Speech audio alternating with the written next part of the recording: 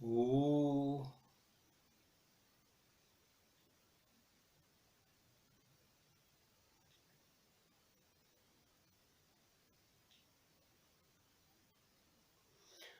ओम राजाधिराज सद्गुरुनाथ सिद्धरामेश्वर महाराज की जय। राजाधिराज सद्गुरुनाथ श्री भव साहेब महाराज की जय। राजाधिराज सद्गुरुनाथ श्री काड़ सिद्धेश्वर महाराज की जय।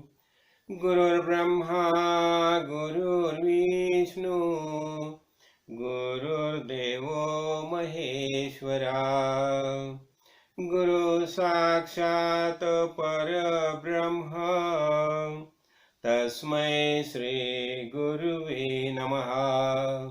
ब्रह्मानन्दं परमसुखदं केवलं ज्ञानमूर्तिम् द्वन्द्वातीतं गगनसदृशं तत्त्वमस्यादिलक्ष्यम् एकं नित्यविमलमचलं सर्वधी साक्षिभूतं भावातीतं त्रिगुणरहितं सद्गुरुं तं नमामि।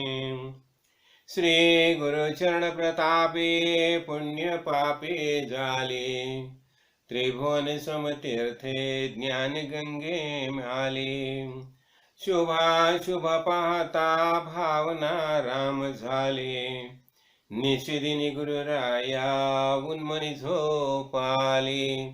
जय जय रघुवीर समर्थ राजाधिराज सद्गुरुनाथ श्री काड़ सिद्धेश्वर महाराज की जय। श्री राम श्रीमद्दासबोध दशक पहिला समास चौथा सद्गुरु स्तवन निरूपण वाचण्यास प्रारंभ करतो जी महाराज। श्री गणेशाय नमः। श्री सरस्वती नमः। श्री गुरुभ्यो नमः। श्री समर्थ सद्गुरु सिद्धरामेश्वराय नमः। श्री समर्थ सद्गुरु काड़ सिद्धेश्वराय नमः।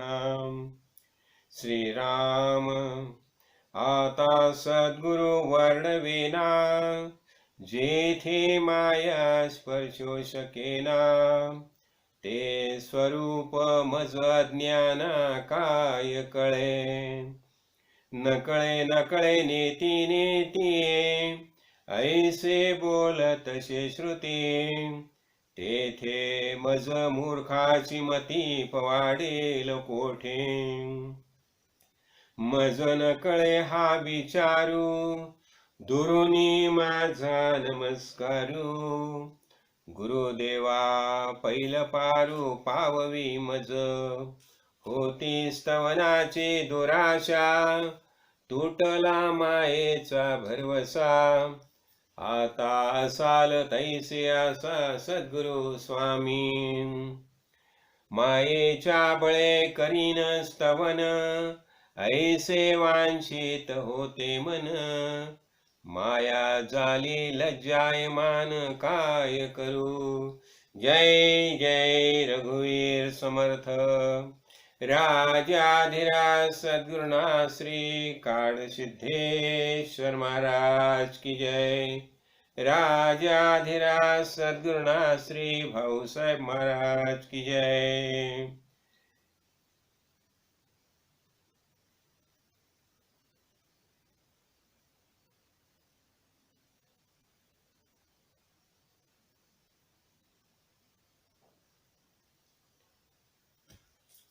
श्री राम ध्यानमूलं गुरोर्मूर्ति पूजामूलं गुरुपदं मन्त्रमूलं गुरुर्वाक्यं मोक्षमूलं गुरुकृपा। राजाधिराज सद्गुरुनाथ सिद्धरामेश्वर महाराज की जय। आज मैं तो बहुत प्रसन्नता महसूस कर रहा हूँ। आज एक सब अपना जो ग्रुप है ना, तो सब ग्रुप में मैं आज एक यत्न निरूपण, ये बहुत महत्वपूर्ण समास प्रवचन भेजा था। तो ये यत्न निरूपण जो है, तो ये अभी ऐसा तो दशक 19वां दशक है और उसमें 7वां समास है। और ये यत्न निरूपण है, उसमें जो बताया है समर्थ रामदास स्वामी ने, इतनी महत्वपूर्ण बातें बताई है। हम हमेशा वो क्या बोलते हैं, देखिए कि जो कुछ बातें होती है ना, तो हम हमेशा बोलते हैं नहीं ये उसका नसीब में वैसा था, उसका प्रारब्ध ही ऐसा था, समझा ना, उसका संचित वैसा था। तो जो जो कुछ हो गया उसका नसीब से, उसका प्रारब्ध के हिसाब से हो गया। लेकिन ये यत्न निरूपण समास में समर्थ रामदास हमें बता रहे हैं, देखिए ये भूतल पर जो हम निर्माण हो गए, यो सब कैसे निर्माण हो गए, ये प्रथम संकल्प है, समझा ना। ये संकल्प का सामर्थ्य है, प्रयत्न का सामर्थ्य है, और ये प्रयत्न के वजह से ही हम ये भूतल पर निर्माण हो गए हैं, समझा ना। तो तदैक्षत बहुश्याम प्रजा, ये सृष्टि का संकल्प था। और ये संकल्प का हिसाब से इसलिए क्या बताया जाता है कि कर्म अंतराळी प्रयत्न अंतराळी मुळारंभ। प्रयत्न जो है कर्म भूतली, जो कर्म हम करते हैं वो कर्म का सब परिणाम हम भूतल पर अनुभव करते हैं। जो बोया सो पाया, वही हिसाब से सब कर्म होते हैं, समझाना। लेकिन प्रयत्न जो है, ये प्रयत्न मूलभूत प्रयत्न है, और ये मूलभूत प्रयत्न करना ये हमारा कर्तव्य है। और जब भी हमें नरदेह प्राप्त होता है तो हमें ये प्रयत्न करने की अत्यंत आवश्यकता है। तो ये प्रयत्न जो हम करते हैं, ये प्रयत्न की दिशा क्या होनी चाहिए, देखिए परमार्थ और प्रपंच, ये दोनों हमें एक साथ ही दोनों करना है। हमें परमार्थ भी करना है और प्रपंच भी करना है। लेकिन बताया जाता है ये परमार्थ और प्रपंच दोनों एक साथ करना हो सकता है क्या, यह संभव है क्या? लेकिन बताया जाता है कि परमार्थ और प्रपंच दोनों हम एक साथ कर सकते हैं, समझाना। लेकिन इसीलिए क्या करना चाहिए, सबसे महत्वपूर्ण बात है। इसलिए आज मैंने जो ये विवरण के लिए जो समास लिया है, ये सद्गुरु स्तवन लिया है, समझाना। और ये सद्गुरु के सानिध्य में हम जब भी आते हैं ना, तो हमें क्या बताया जाता है, देखिए तुम प्रपंच भी कर सकते हैं और परमार्थ भी कर सकते हैं। अरे इसलिए उदाहरण के हमारे सामने क्या उदाहरण है, देखिए जब भी ये श्री कृष्ण अवतार, देखिए हम हमेशा श्री कृष्ण अवतार के बारे में बोलते हैं, क्यों कि श्री कृष्ण अवतार में बहुत बड़ा संघर्ष हो गया है, समझाना। वहां क्या हो गया था, एक तो भगवान का आश्वासन है हमें, यदा यदा ही धर्मस्य ग्लानिर्भवति भारत अभ्युत्थानम अधर्मस्य तदात्मानं सृजाम्यहम्। जभी ये भूतल पर अधर्म का वर्चस्व बढ़ता है और धर्म जो है, धर्म पीछे होता है, लोग अधर्म से बर्ताव करने लगते हैं, और ये अधर्म जो है वही धर्म है ऐसा सबको लगना लगता है। सबको लगता है कि नहीं ये अधर्म है ना, वही बराबर बात है, और यही माया है। और यही माया है, ये माया से मुक्ति दिलाने के लिए श्री कृष्ण भगवान, वो अवतार जो है, आठवां अवतार जो श्री कृष्ण भगवान का अवतार है, तो श्री कृष्ण भगवान ने क्या किया, देखो पांडव, जो 5 पांडव थे उनका संसार तो चल रहा था, समझाना, जैसा जैसा। और एक बात देखिए, संसार जो है, जो जिसे हम संसार प्रपंच है बोलते हैं, तो प्रपंच ये पहले से ही कैसा है, ये अपूर्ण है। देखिए जो अपूर्ण है उसे पूर्ण करने की कभी मनीषा ही मत रखो, समझाना। ये प्रपंच कैसा है, ये प्रपंच अपूर्ण है। लेकिन ये अपूर्ण प्रपंच, अपूर्ण और क्या होता है, ये माया अपूर्ण है। माया अपूर्ण है करके प्रपंच अपूर्ण है। लेकिन ये माया महत्वपूर्ण है, क्यों, ये माया जो है, ये माया के हिसाब से, माया के माध्यम से ही हम परमार्थ कर सकते हैं, समझाना। तो अभी देखिए शब्द क्या है, शब्द माया है, समझाना। लेकिन ये शब्द जो है, शब्द के माध्यम से हम ज्ञान प्राप्त कर सकते हैं, समझा ना। इसीलिए शब्द प्रमाण है, शब्द प्रमाण है, शब्द महत्वपूर्ण है, माया महत्वपूर्ण है। देखिए शरीर जो है, शरीर शरीर क्या है? शरीर भी तो माया ही है। इसलिए जब भी हम उपाधि निरूपण देखा था, समझा ना, तो उपाधि निरूपण में हमने क्या देखा? सबसे पहली जो उपाधि निर्माण होगी, ये मूल माया यही उपाधि है। और ये मूल माया के वजह से ये शरीर हमने जो धारण किया है, ये शरीर भी उपाधि है। लेकिन ये उपाधि महत्वपूर्ण क्यों है? यही शरीर के माध्यम से हम संत संग में आ सकते हैं। देखो, भगवान ने संपूर्ण सृष्टि निर्माण की, क्यों निर्माण की? उससे खेलना था, समझा ना। उसे मालूम है ये अपूर्ण है, तो भी आनंद अनुभव करने के लिए आवश्यक है, समझा ना। इसलिए भगवान ने संपूर्ण सृष्टि निर्माण की, और यही संपूर्ण सृष्टि में उसका सबसे लाडला बेटा जो है ये नरदेह मनुष्य, उसको निर्माण किया, समझा ना।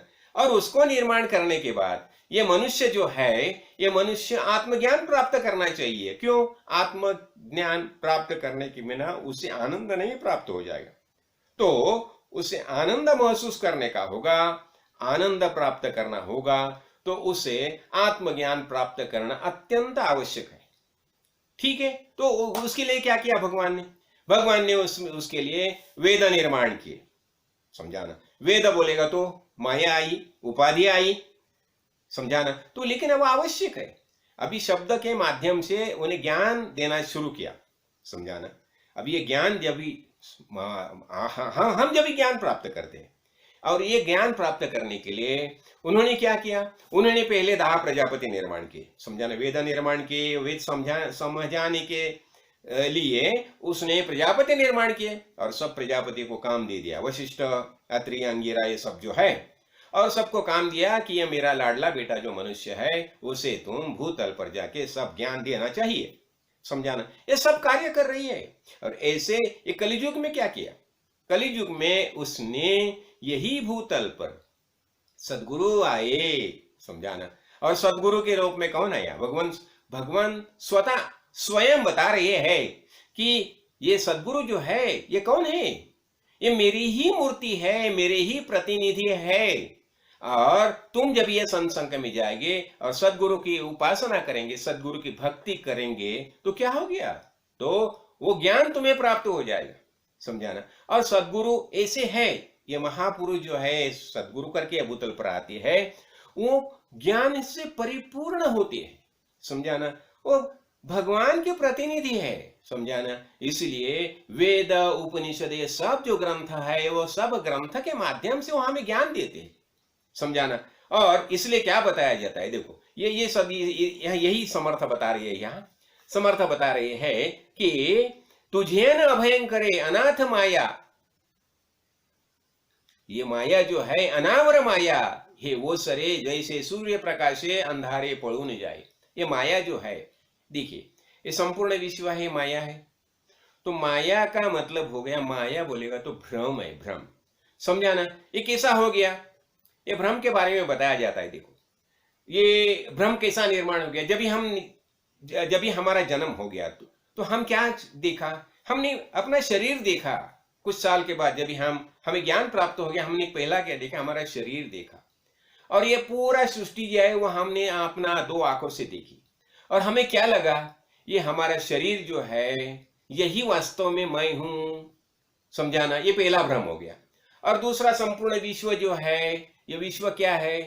ये विश्व जो है वो, ये विश्व को हम सत्यत्व देना शुरू करते हैं, या सत्य करके उसे ग्रहण करते, समझाना। जो आकार जो है, वो आकार को हम सत्य मानते। जैसे देखो, स्वर्ण है, स्वर्ण के अनेक अलंकार है, और हर एक अलंकार को हम सत्य समझते। लेकिन वास्तव में वो अलंकार जो है, गहीने जो है, वो गहीने सत्य नहीं है। उसका अधिष्ठान जो है सुवर्ण, वही सत्य है, समझाना।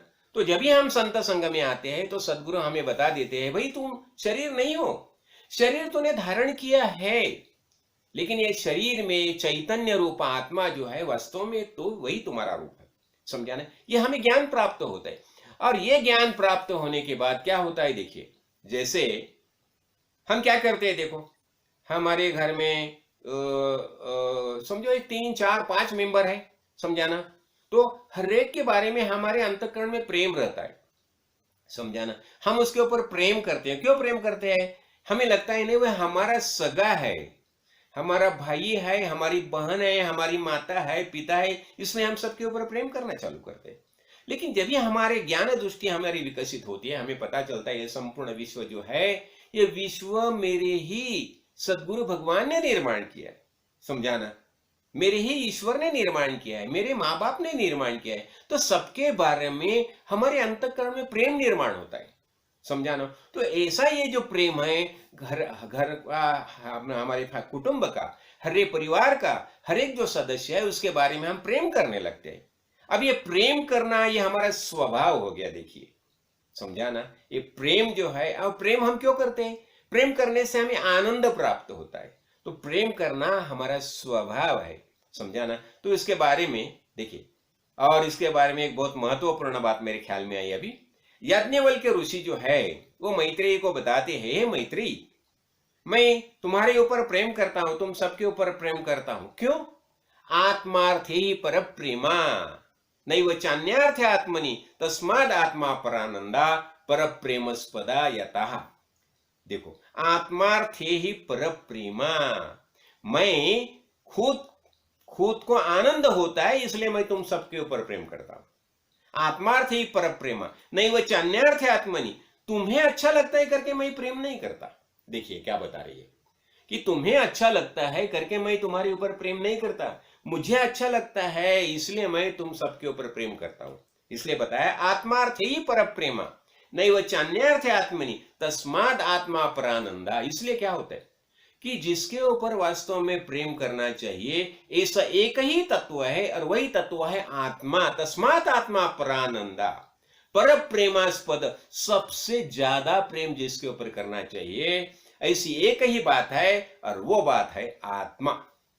देखिए, अब ये आत्मा जो है, ये आत्मा का वास्तविक जो रूप है, जो सगुण साकार रूप हमारे सामने प्रकट होता है, वही हमारे सद्गुरु है। देखिए, तो हम क्या करते हैं, ये सद्गुरु रूप है, यही भगवान का प्रतिनिधि है, यही देव स्वरूप है, समझाना। तो हम क्या करते हैं, हम सद्गुरु के ऊपर प्रेम करते हैं, समझाना। तो सद्गुरु यही भगवान का रूप है हमारे लिए, सद्गुरु यही देव है हमारे लिए, इसलिए हम प्रेम किसके ऊपर करते हैं, हमारे सद्गुरु के ऊपर प्रेम करते हैं। अच्छा, और ये प्रेम क्यों करते हैं? सद्गुरु हमें वास्तविक ज्ञान देता है, समझाने। मैं खुद कौन हूं, ये पूरा जग संसार जो है वो कौन है, समझाना। और जिसे देव बोला जाता है, आत्मा बोला जाता है, परमात्मा बोला जाता है, ओंकार बोला जाता है, वास्तव में वो कौन है? तो सद्गुरु हमें बता देते हैं, अरे देखिए, जिसे तुम देव आत्मा बोलते हैं, परमेश्वर बोलते हैं, परमात्मा बोलते हैं, वास्तविक वही तुम्हारा रूप है, समझाना। तुम परमात्मा से अलग नहीं, देव से अलग नहीं है। इसलिए हम जब भी भक्ति करते हैं तो क्या बोलते हैं, अभेद भक्ति। देखो, लोक संग्रह के बारे में बताया जाता है कि अभेद भक्ति वैराग्य जाण स्वय आचरण्य आपण देखे लावावे इतरे जन लोक संग्रह या नाम। देखो, जब ही हमें ज्ञान प्राप्त होता है ना, तो हम क्या करते हैं, भगवान ने क्या बताया, देखिए, मैंने तुम्हें ज्ञान दिया, हमने देखा था, वशिष्ठ की कथा मैंने पहले से बता दी है। जब भी वशिष्ठ बालक था, समझाना, तो वशिष्ठ बालक था, तो ब्रह्मदेव ने क्या किया, वशिष्ठ को निर्माण किया है, और वशिष्ठ के ऊपर एक माया जाल बिखरा दिया। और माया जाल बिखरा देने से वशिष्ठ को पता नहीं अभी मैं कौन हूं करके। इसलिए वशिष्ठ ब्रह्मदेव से प्रश्न पूछने लगा कि मैं कौन हूं, ये पूरा जगत क्या है, जिसे परमेश्वर परमात्मा बोला जाता है, वो क्या है, और ज्ञान के बारे में मुझे सब कुछ बता दीजिए। और यो सब जो सवाल वशिष्ठ ने निर्माण किए, उपस्थित किए, ये सब सवाल का जवाब ब्रह्मदेव ने दे दिए। और ये देने से क्या हो गया, वशिष्ठ ज्ञानी हो गए। अभी देखो, वशिष्ठ ज्ञानी होने के बाद ब्रह्मदेव ने क्या बताया, देखिए, मैंने ये जो कुछ चाल चली थी, ये क्यों, देखो, अभी तुम जैसे प्रश्न पूछते गए और मैं उत्तर देता गया, अभी तुम ज्ञानी हो गए, तो अभी तुम यही काम करना है भूतल पर जाके। यो मानव जात जो है सबके जो जो जो प्रश्न निर्माण हो जाएगा उस सब प्रश्न का तुम उत्तर देना चाहिए और वो सब ज्ञानी होनी चाहिए। अब ये कैसा हो गया, ये प्रयत्न का भाग हुआ, ये महत्वपूर्ण प्रयत्न है, समझा ना। इसलिए जैसा बोलते हैं, देखो व्यावहारिक दशा में हमें कुछ अचीव करना होगा, समझो कुछ प्राप्त करना है, समझो ना, तो प्राप्त करना होगा, समझो किसे डॉक्टर बनना है, किसे एडवोकेट बनना है, तो एडवोकेट बनने के लिए वो एडवोकेट के सब जो किताबें हैं पढ़नी चाहिए। जैसे इंजीनियर बनना है उसे वो इंजीनियर की सब किताबें पढ़नी चाहिए। और वही हिसाब से जिसे ज्ञानी होना है, ज्ञान प्राप्त करना है, उसे ये वेद उपनिषद ये ज्ञान के बारे में जो जो किताबें है, जो अध्यात्म ग्रंथ है, वो सब पढ़ने चाहिए और संत संग में जाए। क्यों? देखिए, खाली अकेला वो पढ़ेगा ना तो चलेगा नहीं। इसके बारे में क्या बताया देखो, वेद उदधि बिन गुरु लखै, लागे लवण समान, बादल गुरु मुख द्वार है, अमृत से अधिकान। क्या बताया देखो, वेद कैसे है? वेद उदधि है। उदधि बोलेगा तो सागर, समुंदर, समझाना। तो समुंदर का पानी कैसा लगता है? ऐसा हम सीधा जाके प्राशन करेंगे तो कैसा लगता है? लागे लवण समान बोलेगा तो खट्टा लगता है, खरट लगता मनते बोलते हैं ना, तो खट्टा लगता है। लेकिन जब भी यही ढग बन के, समझाना, बाष्पीभवन होता है, उसके ढग बनते हैं, आसमान में जाते हैं, और अभी जब भी वो ढग आके बरसते हैं तो वो पानी कैसा होता है? अमृत सा अधिकान, समझाना, उसकी मिठास बढ़ाई जाती है, बढ़ती है। आई वही तरीके से जब हम संत संग में आते हैं, गुरु जी के सानिध्य में आते हैं, तो गुरु जी क्या करते हैं? गुरु जी हमें आत्मज्ञान का बोध देते हैं, समझाना। वेद के अनेक शब्द जो है, वो शब्द का बोलेगा तो सच्चा मीनिंग क्या है, समझाना, उसका गर्भार्थ क्या है, वो हमें बता देते, समझाना। और वो बता देने से हमारी ज्ञान दृष्टि मजबूत हो जाती है, हमें उसका पता चलता है। जैसे जैसे देखो, ये वेद जो है ना, वेद में 4 महावाक्य बताइए। एक तत्वमसि, तत्त्वमसि, तत् बोलेगा तो ते परब्रह्म तत्व, त्वम इसका मतलब त्वम, तू, असि मीन्स है। क्या बताया? ये परब्रह्म तत्व है, वही तू है, समझाना। दूसरा महावाक्य क्या है? प्रज्ञानम ब्रह्म। प्रज्ञानम इसका मतलब क्या हो गया? विशेष प्रकार का ज्ञान जो है वही ब्रह्म है, समझाना। विशेष प्रकार का ज्ञान है वही ब्रह्म है, प्रज्ञानम ब्रह्म। और उसके बाद क्या बताया? अयम आत्मा ब्रह्म, ये आत्मा जो है वही ब्रह्म है, समझाना। और क्या बताया? अहम ब्रह्मास्मि, मैं ब्रह्म हूं। देखो, ये सब महावाक्य जो है क्या बताते हैं? यही ब्रह्म का बोध करते हैं, समझाना। जिसे भगवान बोलते हैं, देव बोलते हैं, ब्रह्म बोलते हैं, वही बता दिया ना। यही बात जब भी हम सदगुरु के सानिध्य में जाते, तो अभी सदगुरु के बारे में समर्थ रामदास ने बहुत कुछ बातें बताई है, और हमने वो बहुत बार वो सुनी है, और उसके बारे में हमारा निश्चय तो हो गया। वो सदगुरु जो है ना, तो सदगुरु हम उसको समझो उपमा देनी होगी, तो किसकी उपमा देने की? हम सूरज की दे सकते हैं क्या? नहीं, समझाना। अच्छा देखिए, परिस की दे सकते हैं। अब परिस क्या करता है देखो, परिस जो है सुवर्ण को लगाया, अपना लोहे को लगाया, तो लोहे का सुवर्ण बनता है, समझाना। लेकिन लोहे का परिस नहीं बनता, इसलिए परिस की उपमा सदगुरु को नहीं दी जाती। अच्छा, अभी सूरज की देने का कहा, नहीं, सूरज की भी नहीं दे सकते। सूरज भी ये अंधार दूर करता है, ये बात बराबर है, लेकिन सूरज जो है वो बहुत तरीके से सदगुरु से नीचे होता है, समझाना। इसलिए क्या होते हैं, अनेक अनेक अनेक अनेक। अभी देखो, सदगुरु को सागर की उपमा देने की क्या? नहीं, और सागर तो अभी देखा ना हमने, खार होता है, खट्टा होता है, समझाना। तो अभी देखो, अमृत की उपमा देने की नहीं, वो अमर जो है वो भी मृत्यु पंथ से जाती है। इसलिए ये बताते हैं समर्थ रामदास यहाँ कि सदगुरु को एक कौन सी ही उपमा नहीं दे सकती। सदगुरु क्या करते हैं? सदगुरु शिष्य को सदगुरु ही बना देते हैं, समझाना। इसलिए ये, और दूसरा क्या होता है कि अभी बहुत बहुत बातें जो है सदगुरु के बारे में बता दी है। तो यहां और एक बताया, देखो, हरिहर ब्रह्मादिक नाश पावती सकलिक। अभी हम बोलते हैं हरि, हर और ब्रह्म, इसका मतलब ब्रह्मा विष्णु महेश। लेकिन ये ब्रह्मा विष्णु महेश है, ये भी नाश पावती सकल एक, ये भी जब ये प्रलय काल आ जाएगा ना तो ये सब नष्ट हो जाएंगे। समझा ना? नाश पावती सकल एक, लेकिन सर्वदा अविनाशी एक, लेकिन ये सदगुरु पद है, एक ही ऐसा अविनाशी पद है, वो पद है सदगुरु पद। समझाना? इसलिए सदगुरु को विशेष प्राधान्य दिया है। समझाना? अभी हम क्या देखते थे? हम यत्नवाद देखते थे, प्रयत्नवाद देखते थे। तो अभी प्रयत्नवाद के बारे में देखो, हमें क्या करना चाहिए? हमें तो नरदेह प्राप्त हो गए, हम मनुष्य करके भूतल पर आए हैं, तो हमारा पहला कर्तव्य क्या होना चाहिए? हमें आनंद होना चाहिए। और हमें ये सदगुरु जो है हमारे सामने, देखो मैंने अनेक बार बताया कि हमारे सामने 3 प्रश्न होते हैं। पहला प्रश्न, मैं खुद कौन हूं? समझाना? दूसरा प्रश्न, ये सब विश्व जो जगत है ये क्या है? और तीसरा प्रश्न, ये जो भगवान बताते हैं, देव, भगवान, परमेश्वर, परमात्मा, वो वास्तव में कौन है? अब ये तीनों प्रश्न जो है सदगुरु के सामने हम जब जाते हैं तो सदगुरु भगवान ये तीनों प्रश्न के हमें उत्तर देते हैं। समझाना? वो क्या बताते हैं, देखिए, ऐक शिष्याय थींचे वर्म स्वयं तुचे ऐसी ब्रह्म। क्या बताया उसने? देखिए शिष्य, ये ब्रह्म ब्रह्म जिसे बोलते हैं, तुम स्वयं ब्रह्म हो। क्यों? कि तुम्हारे अंदर जो चैतन्य है वही ब्रह्मा का रूप है। समझाना? ये सदगुरु ने बता दिया। दूसरा, ये संपूर्ण विश्व क्या है? ये संपूर्ण विश्व जो है ये माया है, लेकिन माया होने से भी यह ब्रह्म सत्यम जगन मिथ्या।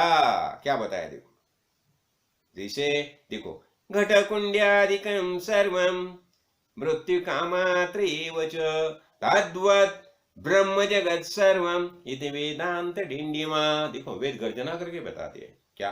ये घट कुंडी, ये सब गमले गमले जो बनाते हैं ना मिट्टी के, समझाना? ये सब जो है सबके अंदर मिट्टी ही है।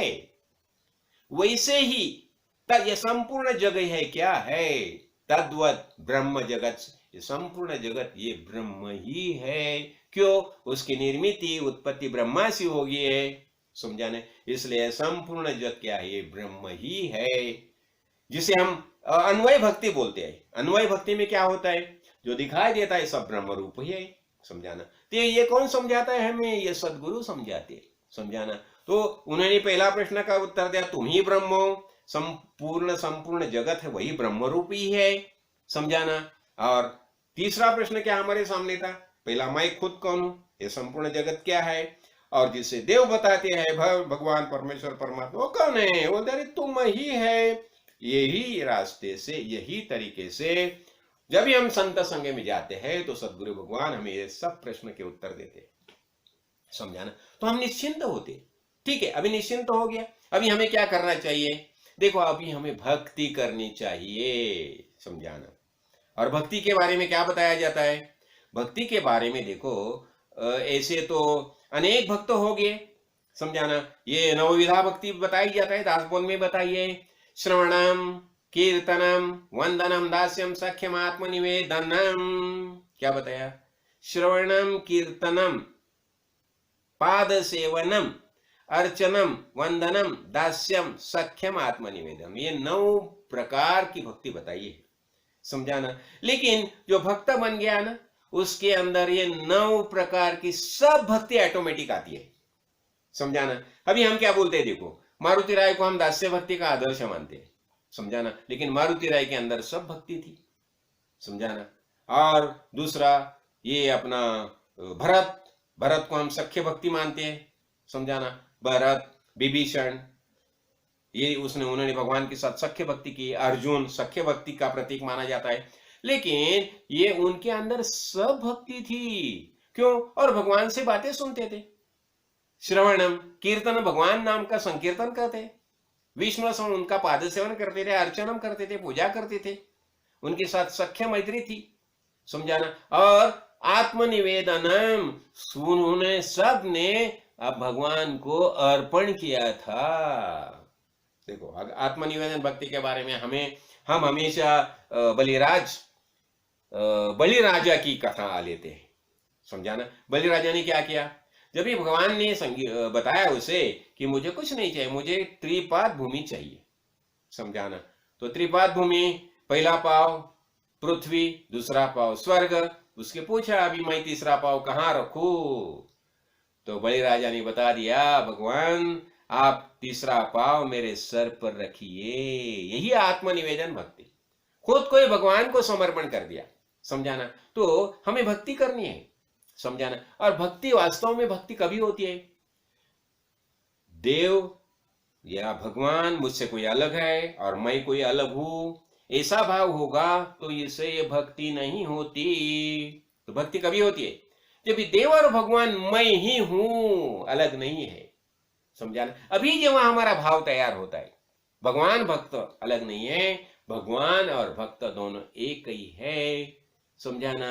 लेकिन एक है, लेकिन अलग क्यों हो गए? भक्त्यर्थम कल्पितम द्वैतम अद्वैतात् अति सुंदरम। ये दोनों जो अलग हो गए ना, वो भक्ति के लिए अलग हो गए। समझा ना? इसलिए बताया जाता है भक्त्यर्थम कल्पितम द्वैतम अद्वैतात् अति सुंदरम। ये द्वैत जो निर्माण हो गए, भक्ति के लिए द्वैत निर्माण हो गए, और ये द्वैत अद्वैत से अधिक सुंदर है। क्यों? अद्वैत में क्या होता है? अद्वैत में दोनों एक दूसरे में मिल जाते हैं। समझाना? इसलिए जब भी भगवान उद्धव ने जब भगवान को गले लगाया, समझाना, तो भगवान को लगा कि उद्धव मुझ में मिल जा रहा है, मिल जा रहा है। समझाना? तो भगवान ने बताया, अरे उद्धव ये क्या कर रही है तुम मुझे अलग चाहिए। क्यों? मुझे कुछ बात करनी होगी, कुछ संवाद करना होगा, कुछ खेलना होगा, तो तुम अलग चाहिए ना मुझे। ये संपूर्ण सृष्टि भगवान ने क्यों निर्माण की? उसे खेलना है। समझाना? उसे खेलना है, इसलिए उसने खुद में से ही ये अनंत जीव निर्माण किए और सब में बैठ के भगवान ही लीला कर रहे हैं। बस यही दृष्टिकोण हो गया, यही ज्ञान दृष्टि होगी। समझाना? यही ज्ञान दृष्टि हमें प्राप्त होना चाहिए, और ये ज्ञान दृष्टि प्राप्त करने के लिए सबसे महत्वपूर्ण बात यही है कि हमें संत संग में आई चाहिए। अभी संत संग के बारे में बताया जाता है, स्वर्गीचे अमर इच्छिताति देवा मृत्युलोके आमा जन्म भावा। देखो, स्वर्ग में जो है ना अमर इंद्र आदि देव, वो क्या इच्छा कर रही है? ये भूतल पर हमें मनुष्य का जन्म चाहिए, जन्म चाहिए। क्यों? कि ये भूतल पर संत संग है, भक्ति है, और हमें भक्ति करनी है। और एक कथा बताई जाती है। देखो, जब भी अपने श्री कृष्ण भगवान ये जो चरित्र है, इतना महत्वपूर्ण चरित्र है, ये चरित्रों में इतनी इतनी बातें आती आई है। देखिए, उसको लगा कि जब भी वो गाय चराने के लिए, गौवे चराने के लिए जाते थे जंगल में, तो हर एक अपना अपना डिब्बा लेके जाता है।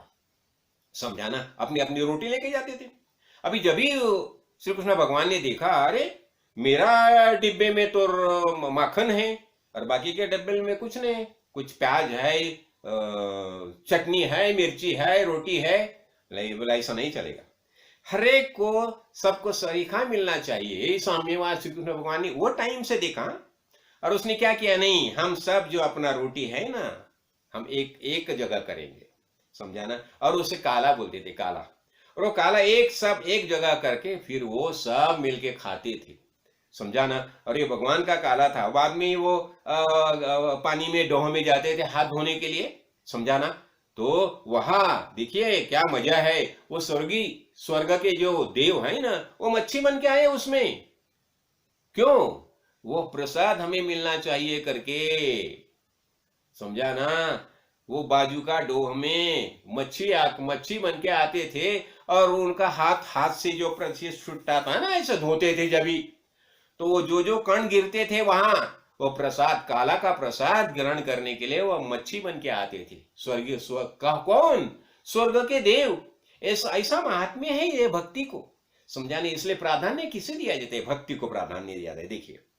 देखो, हम सबके ऊपर प्यार करते हैं, प्रेम करते हैं, घर के सब परिवार को, लेकिन यही प्यार जब हम भगवान के ऊपर करने लगते हैं, भगवान जब भी हमारा प्रेमास्पद होता है, तो यही प्यार को भक्ति बताया जाता है। देखिए, उसमें फर्क देखिए। हम घर के सब लोगों को प्यार करते हैं, समझाना, लेकिन वो प्यार कैसा है? माया जनित, उसमें माया है, माया है, माया है, ममत्व है। तो माया ममत्व होने से वो प्यार जो है वो खाली प्रेम करके बताया जाता है। लेकिन यही प्रेम जब हम भगवान के ऊपर करने लगते हैं, समझाना, भगवान जब ही हमारा प्रेमास्पद बनता है, और भगवान जब ही तारी मारी तुझे सचरण, समझाना, ऐसा समझ के जब भी हम भगवान के पांव पकड़ते हैं और भगवान से प्रेम करने लगते हैं, तो यही प्रेम जो है वो भक्ति बन जाती है, समझाना। और ये भक्ति करना और पूजा अर्चा और भक्ति, हम देखो, हम सत्व गुण के बारे में मैंने बहुत टाइम बताया है, समझाना। सत्व गुण किसे बताया जाता है? भगवान को सबसे ज्यादा प्यारा क्या है? सत्व गुण। देखो, सत्व रज तमय 3 गुण है, समझाना। तो सत्व गुणे भगवत भक्ति, जब हम भक्ति करने लगते हैं तब हमारे अंतःकरण में सत्व गुण निर्माण होता है, और वह सत्व गुण का आधिक्य ऐसा है, वही हमें ज्ञान प्राप्त कर देता है। वही सत्वगुण के कारण हम ज्ञान प्राप्त कर सकते हैं, समझाना। और यही सब सामर्थ्य है, यह भक्ति का सामर्थ्य है, समझाना। इसलिए हमें भक्ति करनी चाहिए, और भक्ति करने के लिए हमें शरणागत होना चाहिए। तो शरणागत हम किसे हो जाएंगे? आत्मज्ञानी महापुरुष सदगुरु। इसलिए श्री शिवशंकर क्या बताते? जब भी पार्वती माता पूछती है शिवशंकर को कि केन मार्गेण भो स्वामी देहि ब्रह्ममयो भवेत, ये मनुष्य जो है, नरदेह है, उसको ब्रह्म ज्ञान कैसे प्राप्त हो जाएगा? उसको आत्मज्ञान कैसे प्राप्त हो जाएगा? तभी शिवशंकर बताते हैं कि गुरु बिना ब्रह्म नान्यत् सत्यम सत्यम वरानने, ये पार्वती, सदगुरु के बिना दूसरा ब्रह्म है ही नहीं। तो वास्तव में कौन ब्रह्म है? ये सदगुरु रूप ही ब्रह्म रूप है, समझाना। ये सदगुरु को हमें समझना चाहिए, देखो। और जब भी हम सदगुरु को समझते जाते हैं, अभी क्या होता है, देखो, जो भगवान है, भगवान के यहाँ बोधकत्व नहीं है। इसका मतलब क्या हो गया? ये जो ब्रह्म जो है ना, ब्रह्म हमें ज्ञान नहीं दे सकता, ब्रह्म गुरुजी नहीं बन सकते, समझाना। तो जब भी ब्रह्म को गुरुजी होना होगा, ज्ञान देना होगा, शिष्य को ज्ञान देना होगा, तो वही ब्रह्म को सगुण साकार रूप धारण करके भूतल पर ज्ञान दिया है, समझाना। ज्ञान के बारे में हमारा निश्चय पक्का होना चाहिए, देखिए, समझाना। तो सदगुरु हमेशा हमें समझाते, यही बात समझाते हैं।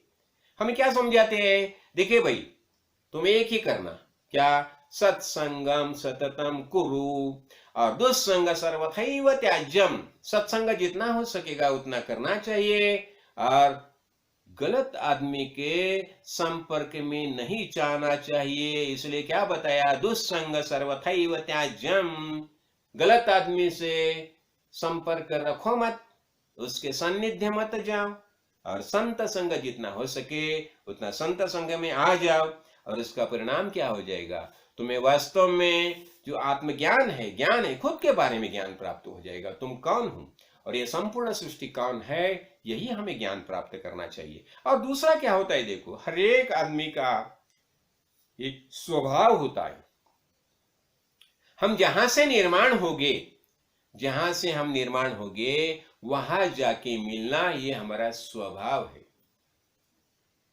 शायद आप डिस्कवरी चैनल में ये देखा होगा, साइमन मासा है ना, साइमन मासा, देखो वो क्या करता है, जब भी वो नीचे आता है, वो जब भी बड़ा होता है ना, तो ये अपना नदी का जो उगम है ऊपर के ओर जाता है, ऊपर का बाजू में, समझा ना, ऊपर का बाजू में जाता है, और जहां उगम होता है वहां तक पहुंचता है, और वहां जाके वहां उसके सब अंडी जो है, समझाना, वो डाल देता है, वहां ही दे छोड़ता है, समझाना।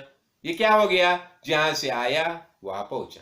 इसलिए हम जो माया देवी है, ओंकार रूपी जो मूलभूत ध्वनि जहां से निर्माण हो गया, माया देवी है, ये माया देवी से हम निर्माण हो गए, ओंकार से हम निर्माण हो गए, ईश्वर से हम निर्माण हो गए, और ये भूतल पर आए, समझाना। यहाँ आने के बाद हमारा जो जो कुछ कर्म है, कार्य है, करते रहे, संसार प्रपंच ये सब करते ले। और इसमें सबसे महत्वपूर्ण बात जो है, हम भक्ति करके हमें पता चला। जब भी हमें पता चला हमें नरदेह प्राप्त हो गया है, तो नरदेह का सबसे बड़ा कर्तव्य क्या है? तो वो भगवान को प्राप्त करना चाहिए, समझाना। और भगवान को प्राप्त करने लगे संत संग में आना चाहिए। हम यज्ञवाद देखा ना, ये प्रवचन मैंने आज जो भेजा सबको, उसमें महत्वपूर्ण क्या है, प्रयत्न किसका प्रयत्न करना चाहिए। संकल्प हमें करना है, लेकिन संकल्प किसका करना चाहिए, समझा ना। जो शाश्वत है वही संकल्प करना चाहिए, अशाश्वत का संकल्प नहीं करना चाहिए, समझा ना। जो सत्य है, शाश्वत है, समझा ना, और जिसकी प्राप्ति होने से हमें आनंद होने वाला है, ऐसा जो सत्य है, इसलिए सत्य संकल्प है वही हमें करना चाहिए। और हमने वही निर्णय लिया कि नहीं, हम सत्य संकल्प ही करेंगे। और क्या सत्य संकल्प, क्या जिससे हम निर्माण हो गए वहां तक हम पहुंचेंगे। अच्छा, और एक बात देखिए, महत्वपूर्ण बात यह बताई जाती है, समझाना। हमें ज्ञान प्राप्त हो गया, समझाना, लेकिन ये ज्ञान का स्वाध्याय चालू रहना चाहिए। स्वाध्यायान मां प्रमदा। जब भी देखो ना, एक लोटा होता है ना, लोटा, समझाना, एक संत होते हैं, वो क्या करते हैं, उसके ऊपर हमेशा हाथ घुमाते हैं, वो लोटा जय चक चक चक चक करता है, शाइनिंग रहती है। और फिर एक शिष्य पूछता है, गुरुजी ये तुम हमेशा कोई इसको ऐसा करते हैं। फिर एक गुरुजी 1 2 3 दिन ऐसा ही रख देते हैं बाजू में, समझाना। उसे बताते हैं, ठीक है अभी वो लोटा लेके आओ। उससे बताए, क्या रे, क्या हो गया लोटे का है? नहीं, वो गंदा हो गया, उसके ऊपर कालापन छा गया। क्यों कालापन छा गया? उसको ऐसा ही रखा करके ना, इसलिए हमारी जो बुद्धि है वो जब इस स्वाध्यायरत रहेगी ना, तो शाइनिंग रहेगी, समझाना। भगवान के बारे में हमारे विचार जो है वो पक्के रहेंगे, शाइनिंग रहेंगे, समझाना। उसमें कभी न्यूनता नहीं आएंगी, समझाना। इसलिए हमें ये अपना जो विचार है ये प्रखर रखने के लिए, शाइनिंग रखने के लिए, उसके ऊपर हमेशा ये लोटा हाथ घूमना चाहिए। क्यों? यही स्वाध्याय है ना। संत संग में क्यों आना? संत का संग में आने से हमारी बुद्धि तल्लक रहती है, समझाना, शर्प रहती है, हमारे ख्याल में हमेशा एक ही बात रहती है। इसलिए मैं हमेशा एक ही प्रार्थना करता हूं मेरे गुरु जी को। मेरे गुरु जी काड़े सिद्धेश्वर महाराज, मैंने तो बता अभी जो पहला जो प्रवचन हो गया इसमें बता दिया, और मेरे गुरु जी की परंपरा भी बता दी। आदिनाथ शिवशंकर से हमारे संप्रदाय की परंपरा है, ये काड़े सिद्धेश्वर परंपरा जो है वो, उसका सब मैंने बता दिया इसके पहले लेक्चर प्रवचन में, समझाना। तो मेरे गुरुजी ने जो मुझे बताया है यही महत्वपूर्ण बात है। और दूसरी महत्वपूर्ण बात क्या है, गुरुजी ने जो मुझे ज्ञान दिया है वो जितना जितना हो सके ज्यादा से ज्यादा लोगों तक पहुंचाना चाहिए, समझाना। तो श्रवण, मनन और कीर्तन भी होना चाहिए। देखो, हम जब ये सुनते हैं, कौन सी बात हम सुनते हैं ना, तो सुनने के बाद हम उसके ऊपर विचार करना चाहिए। और ये विचार भी ऐसा करना चाहिए, देखो हम जब भी संत संग में आते हैं, सदगुरु भगवान के सानिध्य में आते हैं, तो सदगुरु भगवान के साथ हमारा डायलॉग होता रहता है, बातें होती रहती है। गुरु जी क्या क्या बताते थे, कभी कभी क्या क्या बताते थे, ये सब बातें जो है जब भी चलती रहती है, समझाना। ये सब बातें जब भी चलती रहती है तो क्या होता है, हमारा निश्चय पक्का होता है सदगुरु भगवान की कृपा से, समझाना, हमारा निश्चय पक्का होता है। और दूसरी, ये जब हम स्वाध्याय करते रहते हैं तो वो दिशा में हम चलते रहते हैं। इसलिए स्वाध्याय के बारे में मैंने और एक कथा बताई थी। देखो, वो सारस्वत ऋषि के बारे में मैंने कथा बताई थी। ये सारस्वत ऋषि क्या हो गया, 10 साल अकाल हो गया, समझाना। 10 साल अकाल हो गया, किसी खाने के लिए कुछ नहीं, हर एक खाना क्या मिलेगा, कैसा मिलेगा, इसके पीछे पड़े थे।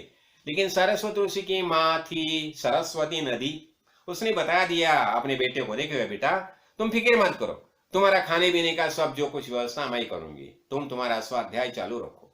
और 10 साल होने के बाद जब ही बाकी सब ऋषि आ गए, सब वेद भूल गए, समझाना, स्वाध्याय नहीं होता था। सब आए सरस्वती ऋषि के पास और उसे बताने लगे, अरे भाई अभी तुम ये सब वेद उपनिषद ये सब बातें हमें सिखाओ। तो सरस्वती ने बताया, देखिए वेद में क्या बताया है, आप सब मेरे अनुग्रहित हो जाओ। क्या इसका मतलब क्या, मुझे गुरु करो, गुरु ही ज्ञान देता है ना। तो अरे तुम तो हमसे कितना उम्र से छोटा है, नहीं, लेकिन ये वेदारण्य क्या है, समझाना। वेद ने क्या बताया, तद विधि प्रणिपातेन परिप्रश्नेन सेवया, ज्ञान प्राप्त करना होगा तो सदगुरु भगवान के शरण में जाओ, समझाना, उसे प्रार्थना करो, तद विधि, वो ज्ञान प्राप्त करो, और प्रश्न परिप्रश्न, उसको प्रश्न पूछो और ज्ञान प्राप्त करो, समझो, जाने दो, समझाना। सदगुरु भगवान की कृपा से हम ये सत्संग में आते रहेंगे, समझाना। और जितना हो सके सदगुरु भगवान ने हमें जो कुछ ज्ञान की बातें बताई है उसके ऊपर हम चिंतन करेंगे, उसका स्वाध्याय करेंगे, समझाना। ये स्वाध्याय क्या बताया जाता है, बहुत महत्वपूर्ण बात है, समझाना। इससे ये अपनी, और इसके बारे में अनेक कथाएं हैं, आस्ते आस्ते मैं एक बताते जाऊंगा, समझाना। तो आज मैं इतना ही बता रहा हूं कि हम ये संत संघ में आए, सदगुरु भगवान ने, गुरु की प्राधान्यता देखो, गुरु का वैशिष्ट देखो, गुरु कितने महाबलवान होते हैं, यही बात देखो, समझाना। और सदगुरु भगवान की कृपा से ही यह सब साध्य होता है। इसलिए हम ये सब संत सदगुरु संघ में आते रहेंगे। अरे सदगुरु भगवान ने हमारे लिए जो ज्ञान रखा है, ज्ञान की बातें बताई है, उसके ऊपर हम चिंतन करेंगे। सदगुरु मावली की कृपा से सबको यही ज्ञान दृष्टि प्राप्त हो जाए। और सदगुरु भगवान से मैं यही प्रार्थना करूंगा कि भगवान आपकी आपका स्मरण मुझे अखंडित रहने दो, समझाना। और आपने जैसा बताया है वही मार्ग से चलने की प्रेरणा मुझे दे दो, समझाना। और आपका कार्य करने के लिए जो शक्ति सामर्थ्य चाहिए वह सब हमें सबको दे दो, यही आपसे प्रार्थना। राजाधिराज सद्गुरुनाथ सिद्धरामेश्वर महाराज की जय। राजाधिराज सद्गुरुनाथ श्री भव साहेब महाराज की जय। राजाधिराज सद्गुरुनाथ श्री काड़ सिद्धेश्वर महाराज की जय।